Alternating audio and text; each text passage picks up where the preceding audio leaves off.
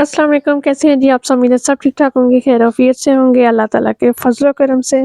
आज की वीडियो में आप जानेंगे how to store, how to preserve, how to dry and what are the benefits of lemon grass in the body. ठीक है, सो पहले मैं आपको बता देती हूँ लेमन ग्रास के चंद फ़वाइद और फिर मैं आपसे शेयर करती हूँ कि लेमन ग्रास को खुश्क करने का तरीका और महफूज करने का तरीका। लेमन ग्रास क़ुव्वत मुदाफ़त को बढ़ाता है, ब्लड प्रेशर को कंट्रोल करता है, कोल्ड कफ इस तरह के तमाम मसाइल लेमन ग्रास जड़ से उखाड़ देता है। इसके अलावा आपके निज़ाम हज़म को बेहतर करता है। लेमन ग्रास वज़न में कमी का बायस बनता है, दर्दों को कम करता है।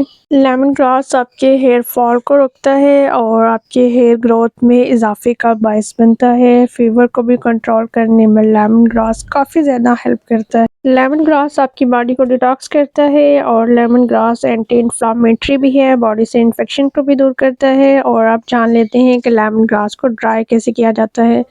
लेमन ग्रास का प्लांट जब बुशी होने लगे तो आपने इसको कट करते रहना है और इसको ड्राई करते रहना है। लेमन ग्रास को खुश्क करने के लिए आपने जड़ से नहीं निकालना, लेमन ग्रास को आपने थोड़ा थोड़ा ज़मीन से छोड़कर फिर काटना है और लेमन ग्रास आपका बार बार बुशी होता रहेगा कट करने पर।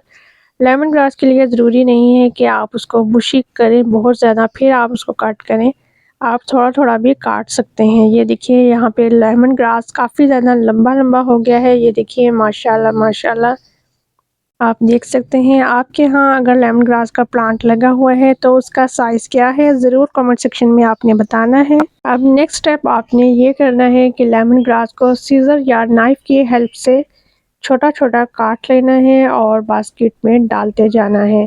जब आपका लेमन ग्रास सारा कट हो जाएगा, ये देखिए।